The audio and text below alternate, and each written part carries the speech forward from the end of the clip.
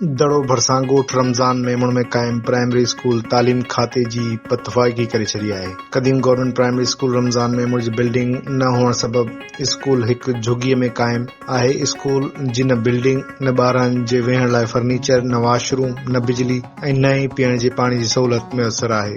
सख़्त सर्दी में शागिर्द तालीम हासिल करे रहिया आहिनि। ॻोठाणनि तरफ़ां बिल्डिंग न हुअण सबबि सख़्त सर्दी जे मौसम में पंहिंजी मदद पाण ते ॻोठ में झुॻी क़ाइम करे उन में स्कूल क़ाइम कयो वियो आहे। स्कूल में फर्नीचर न हुअण सबबि 50 खां वधीक दाख़िल ॿार सर्दी तोड़े गर्मी में सालनि खां वठी पट ते वेही तालीम हासिल कनि था।